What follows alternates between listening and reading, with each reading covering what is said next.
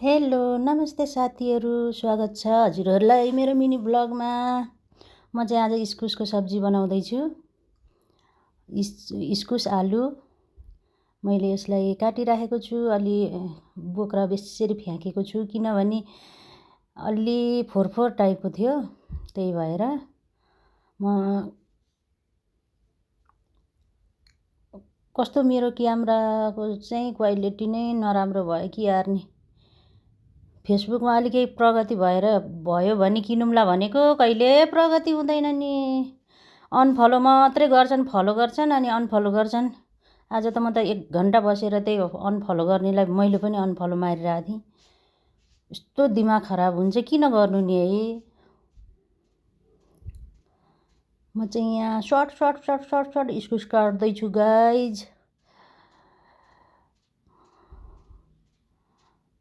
अनि यो के साथीहरू, फेरि यो इस्कुस पनि यस्तो चिज रहेछ, भोलि पर्सि आफ्नोमा कति धेरै हुन्छ अनि खान्न मन लाग्दैन। अहिले चाहिँ अनि कस्तो उसमा हेरेर खाम लागेको, पसलमा हेरेर। आफ्नो घरमा हुँदाखेरि किमत हुँदैन भन्छन्, हो रहेछ के।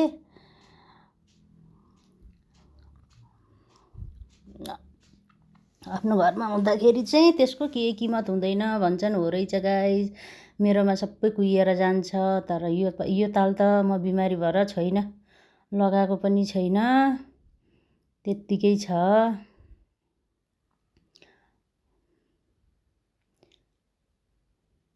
यो लसुन अदुवा नि मलाई खोइ किन सिलौटामा पिस्नुपर्छ। जिरा चाहिँ म पिस्दिनँ। अब यहाँ सबै पहिले तयारी गर्नु पऱ्यो अनि मात्रै पकाउन बस्छु म चाहिँ।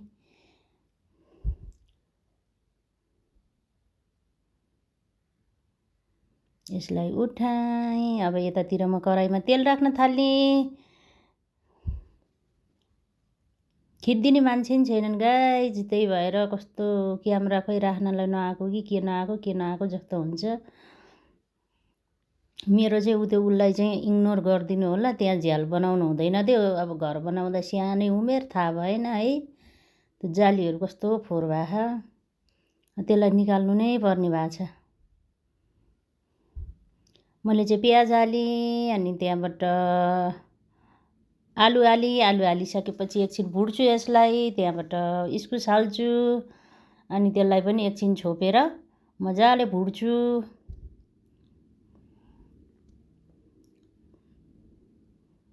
अब यसलाई मजाले छोपी पकाउँछु। उसमा पकाएको, कुकरमा पकाएको भए छिट्टो हुन्थ्यो। मैले चाहिँ कुकरमा पकाइनँ गाइज। हेर्नु मेरो ऊ हेर्नु न, बानी सबै छरपटर सामानहरू। ढङ्ग त अलिअलि छैन गाइज मेरो। मैले यहाँ बेसार हालेँ, अलिकति धुलो खुर्सानी हालेँ अनि त्यहाँबाट अलिकति नुन हालेँ अनि थोरै जिराको धुलो हालेँ, किनभने यसलाई धेरै मसला म हाल्दिनँ। इस्कुसलाई अलि उ नगरेकै ठिक हो जस्तो लाग्छ, त्यही भएर। अब त्यता मैले तरकारी पाक्न दिएँ गाइज। यता मसँग भाँडाहरू थियो, बिहान होइन अघि दिउँसो खाजाहरू खाएको भाँडाहरू थियो, त्यो धुन थालेँ। बाबुले कलेजबाट आएपछि खान्छ अनि म चाहिँ मोबाइल थिच्दै ठिक्क भएको थिएँ, त्यही भएर अहिले माझिरहेको छु गाइज। के हार्नु, यस्तै हो जिन्दगी।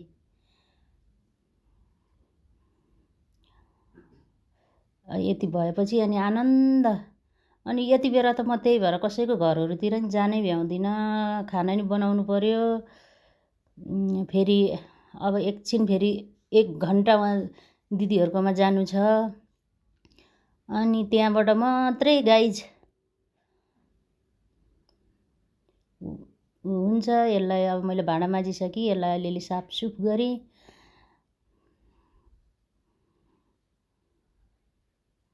टालोलाई अलिअलि धोएँ।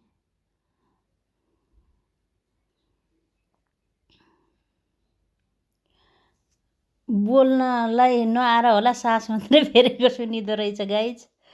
आमै नि त मेरो तरकारी पनि यता रेडी भइसकेछ। भाँडा माझ्दै अलिकति 2 मिनट जति बाँकी थियो। मैले फेरि यहाँ सधैँभरि मैले के अरे घिउबाट झान्थेँ। यहाँ चाहिँ घिउ रहेन रहेछ, त्यही भएर तेल राखी, जिरा राखी, खुर्सानी राखी, अब थोरै अदुवा लसुन पेस्ट राखेर अनि डल्ले खुर्सानी थोरै राखेर मजाले चलाउँछु। अनि त्यहाँबाट दाल झान्छु। दाल चाहिँ मैले गाईको उसमा राइस कुकरमा पकाएको थिएँ, त्यही भएर यसमा झानेको, नत्र कुकरमा पकाएको भए चाहिँ पहिले नै झान्थेँ। अनि मलाई आज चाहिँ किन कुकरमा पकाउन मन लाग्यो। म चाहिँ दाल पातलो खान्छु, त्यही भएर पातलो देख्नुभयो।